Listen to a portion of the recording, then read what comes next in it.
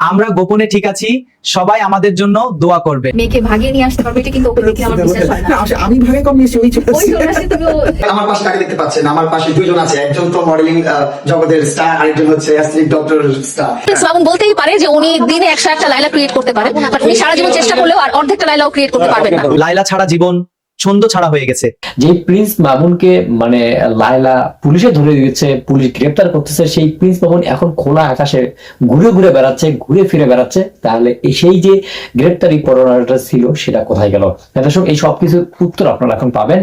তাই আমি আপনাদেরকে রিকোয়েস্ট করবো ভিডিওটি একটু স্কিপ না করে সম্পূর্ণ ভিডিওটি A to Z দেখার চেষ্টা করবেন। দর্শক, দেশে ফিরে প্রিন্স মামুন জেলখানায় যাওয়ার কথা, কিন্তু সেটা না করে প্রিন্স মামুন আসলে কি করতেছে আর অন্যদিকে লায়লা কি করতেছে সেটাই কিন্তু আপনারা দেখতে পারবেন যদি আজকে ভিডিওটি আপনারা শেষ পর্যন্ত দেখেন। তো দর্শক, আমি আপনাদেরকে রিকোয়েস্ট করবো অবশ্যই কিন্তু ভিডিওটি না টেনে সম্পূর্ণ দেখতে হবে, কারণ এমন কিছু এক্সক্লুসিভ ভিডিও ফুটেজ আজকের ভিডিওতে আমি আপনাদেরকে দেখিয়েছি, যেই ভিডিও ফুটেজ গুলো দেখলে আপনারা বুঝতে পারবেন, জানতে পারবেন যে আসলে প্রিন্স মামুনের উপর যেই গ্রেপ্তারি পরোয়ানাটা জারি হয়েছিল সেটার পরেও কেন প্রিন্স মামুন বাইরে সুন্দরভাবে ঘোরাফেরা করতেছে এবং তার যেই কলিগ গুলো আছে, তার যে রকম কাজকর্ম আছে সেই কাজকর্মগুলো সে সঠিকভাবে চালিয়ে যাচ্ছে।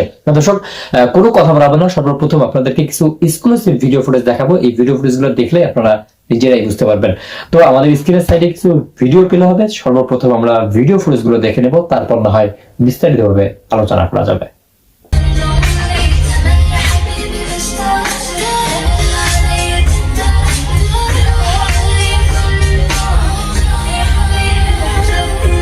মেয়েকে ভাগিয়ে নিয়ে আসতে পারবে, এটা কিন্তু ওকে দেখে আমার বিশ্বাস হয় না। আমি ভাগে কম নিয়েছি, ওই চলে ওই চলে আসছে, তুমি একটু সাপোর্ট করেছো। হ্যাঁ, ঠিক আছে, আসো। পরে মা বাবাকে মানিয়ে নেওয়া, পরে হ্যাঁ, তারপরে তো যেটা হয় বিয়ের পর সব ঠিক হয়ে যায়। তারপরে এই যে দেখো, বাবা মার দোয়ার একটা ব্যাপার থাকে, হয়তো ওর বাবা মা কখনো দোয়াই করে নাই, আমাদের সংসারটাও টিকে নাই না। এটা আমি আসলে বলবো, আমি বলবো কি, সংসার টিকা বা না টিকার ক্ষেত্রে সিচুয়েশনশিপ বলে একটা ব্যাপার আছে। এখানে হয়তো তোমার ওয়াইফেরও কোনো দোষ ছিল না, তোমারও কোনো দোষ ছিল না। ওই বললাম আমরা দুজনেই হতে ভালো, কিন্তু আমরা একজনের জন্য আরেকজন ভালো না। ভালো একজনের সাথে আরেকজনের থাকার ব্যাপারটা ভালো না। হ্যাঁ, সেটাই বলছি। হয়তো তোমরা আলাদা থেকে খুব ভালো আছো দুজনের সাথে, তোমাদের হয়তো ফ্রেন্ডলি একটা এখন রিলেশন আছে, ফ্রেন্ডলি কমিউনিকেশন হয় এবং দুজন জন্য যথেষ্ট কেয়ার করছো, বিকজ তোমাদের বাবু হচ্ছে তার কাছে আছে বা তোমার কাছে আছে, যেটাই হোক না কেন। তো বাট যেটা হচ্ছে যে দুজনের সাথে ঠিক কেমিস্ট্রিটা ওই টাইমে মিলেনি। আসলে বয়সের তো একটা ব্যাপার থাকে, আর ও তো তখন এমনি অনেক ছোট। আমার ওয়াইফের কথা বলছি, ও তো মাত্র 18 বছর বয়সে বিয়ে। আমরা দুজনই তখন ছোট, সবকিছু মিলে হয়ে ওঠে নাই, বুঝছো। আর আমি সবসময় বলি না যে আমি তো আমার এক্স ওয়াইফদের কখনোই দোষ দিই না, কখনো আমি দোষ দিই না, বিকজ আমার যেমন আমার সেকেন্ড ওয়াইফ যেমন আমার আনুষ্কাকে মানে অনেক বেশি কেয়ার করতো, অনেক বেশি কেয়ার করতো, যেটা মানে বলে না সৎ মার ব্যাপারটা ছিলই না একদম। ইভেন এটা ক্ষেত্রে আমি কি বলবো জানো, আমি ইভেন তোমার উপরে গেস দিব, বিকজ তুমি পুরো এনভায়রনমেন্টটাই ওভাবে করে নিয়েছো এবং আনুষ্কাকে তুমি তার কাছে ওভাবেই প্রেজেন্ট করেছো যে তার মধ্যে ভালোবাসাটা এসে যাওয়া খুবই স্বাভাবিক হয়েছে। বিকজ পরিবেশটা হয়তো আমি ওরকম ভাবে রাখছিলাম, কিন্তু সম্পর্কগুলো তুমি ওভাবে রেখেছো। তো এখন আমরা কি বুঝবো, পিয়ার কি সিঙ্গেল এখন? একদম। আচ্ছা, মেয়েরা সবাই কেন মেয়েরা দুই বাচ্চার বাপের কাছে কেন? না, আমার কোশ্চেন আছে, দুই বাচ্চার বাপের কাছে কেন? কোশ্চেনের অ্যানসার বলি। প্রথমত এটা একটু ডিফারেন্ট অ্যানসার, সেটা হচ্ছে যে যেসব ছেলেরা লায়লার সাথে ভিডিও করে তারা যেই হোক না কেন, তাদের প্রতি মেয়েদের জন্য কেন একটা খুব একটা ইন্টারেস্ট থাকে, খুবই আগ্রহ থাকে, এবং সে যেই জায়গারই হোক না কেন। আমি যদি বলি না, ওই যেই মেয়েগুলো ইন্টারেস্ট দেখে সেই মেয়েগুলোর প্রতি আবার আমার ইন্টারেস্ট হবে না, সেই প্রতি পিয়ালের ইন্টারেস্ট হবে না, কোনো লাভ নাই, কোনো লাভ নাই, সেটা পিয়াল বলে দিচ্ছে, তারপরও ট্রাই করতে আসলে সেটা। কারণ আমি একটু অবশ্যই আমি অবশ্যই একটা শিক্ষিত, একটু ক্লাসি। দেখো, তোমার সাথে আমার ফ্রেন্ডশিপ আছে বিকজ তুমি একটা এডুকেটেড পারসন, তুমি একটু ক্লাসি। তোমার সাথে লোকজন যতই হোক, কিন্তু তোমার ব্যাপারটা তো অবশ্যই এটা সবাই মানে যে তুমি একটা শিক্ষিত মেয়ে, তুমি একটা ভালো ফ্যামিলির মেয়ে, সেটা সবচেয়ে ইম্পর্টেন্ট। এটা ফ্যামিলি কিন্তু খুব ইম্পর্টেন্ট, দিন শেষে খুব ইম্পর্টেন্ট, ব্যাকগ্রাউন্ড খুব ইম্পর্টেন্ট, ফাউন্ডেশনটা খুব ইম্পর্টেন্ট। তুমি কোথায় বড় হয়েছো, কোন পরিবেশে বড় হয়েছো, বা তুমি শিক্ষাটা কোথা থেকে নিয়েছো, আসলে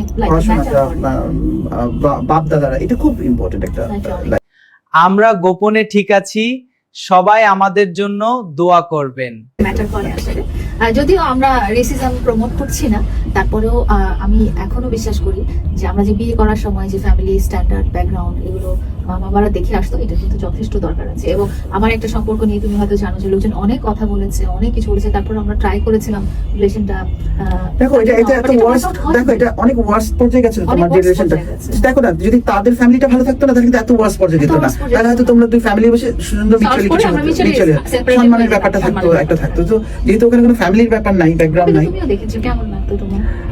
হ্যাঁ, আমার সাথে দু একটা কাজ হয়েছে, বা আমি ভাবছিলাম যে, কিন্তু আমার কাছে মনে হলো যে আসলে ওকে আমি যতই টানি বা যতই মানে ভালো একটা যাই, কিন্তু ওর সার্কেলটা খুব ওয়ার্স্ট একটা সার্কেল। একটা যে সার্কেলে ওঠা বসা করে ওইটা খুব ওয়ার্স্ট একটা সার্কেল। হ্যাঁ, এটা সত্যি কথা। আর এমনিতে মানুষ হিসেবে ভালো, ও খুব বাচ্চা মানুষ। ওর মধ্যে আসলে অনেক পোটেনশিয়াল আছে। হ্যাঁ, লোকজন বলে যে তুমি কেন ওকে ভালোবাসছো? ডান্সার বলো, আজ লোক বলো, ও খুবই একটা ভালো ছেলে, কিন্তু ভালো ছেলে, কিন্তু ওর না পরিবেশটা ভালো না। আর পরিবেশটা ভালো না ছাড়াও আরেকটা জিনিস আছে কি, নিজের মধ্যেও একটু ওই কন্ট্রোলটা আনা দরকার, যে ঠিক আছে যাই হোক, আমি ছোটবেলায় যেখানেই থাকি না কেন বা আমার সার্কেলটা যেটাই থাক না কেন, আমার যদি ফোকাস থাকে ওখানে, আমাকে কিন্তু একটু বের হয়ে চলে আসতে হবে। সবসময় ওইটা সার্কেলটা যদি আটকে রেখে দেয় তাহলে কিন্তু ওর যে লাইফটা, ওর লাইফটা তো পড়েই আছে। আমি যেরকম লাইফের শেষের পর্যায়ে বা হোয়াটএভার, রাইট, আমাদের একটা লম্বা সময় ভালোবাসার কিন্তু ভালোবাসার কারণে মামনে আজকে মামনের জায়গাত মামনে আছে। আজকে না হলে সোশ্যাল মিডিয়াতে 7-8 বছর টিকে থাকা, 7-8 বছর ফ্যামিলি রান করা, মানুষ ফাত্রামি করে, পাগলামি করে, পাগল হয়ে যায় মানুষ। যারা ব্যাড কমেন্ট করছেন বা তারাই কল্পনা করেন তো একসাথে 6-7 জন লোককে টেনে মানে এই পর্যন্ত নিয়ে আসা। আরে এমন কিছু না ভাই, এটা আমার কর্তব্য, এটা আমার কর্তব্য, এটা আমার করতে হবে। আমার মা অনেক অনেক কষ্ট করছে, আমার মা আমাকে নিয়ে এই দুনিয়াতে এত স্ট্রাগল করছে। আমি যদি এই দুনিয়াতে একটা সংগ্রামী মেয়েতে দেখে থাকি, সেটা হচ্ছে আমার মা। আমার মার সংগ্রাম এই দুনিয়ার শ্রেষ্ঠ সংগ্রাম ছিল আমার সামনে, আমার নিজের চোখে দেখছি আমি।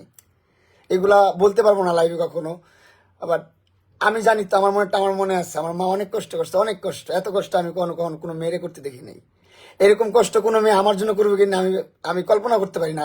এর অর্ধেক, এটা যদি আপনি 100 ভাগ করেন, তার 5 ভাগ করবে কিনা আমার এটা সন্দেহ আছে। দর্শক, আপনাদেরকে এতক্ষণ থেকে কিন্তু অনেকগুলো ভিডিও ফুটেজ দেখানো হচ্ছে, অনেকগুলো ইন্টারভিউ দেখানো হচ্ছে, লাইলার ভিডিও, মামুনের ভিডিও, আবার অন্যান্য অনেক ভিডিও ফুটেজ কিন্তু আমি আপনাদেরকে দেখানোর চেষ্টা করি।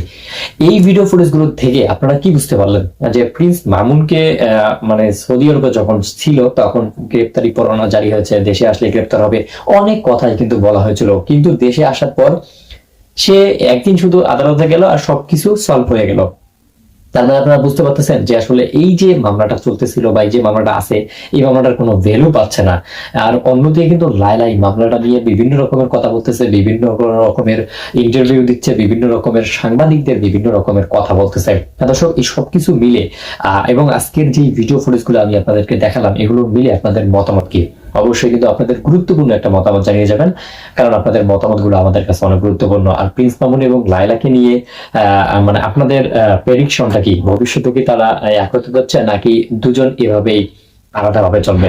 দর্শক, এই বিষয়গুলো জানাতে পারেন আমাদের কমেন্ট সেকশনে। সবাই ভালো থাকবেন, সুস্থ থাকবেন। নতুন ভিডিও দেখার আমন্ত্রণ জানিয়ে শেষ করছি।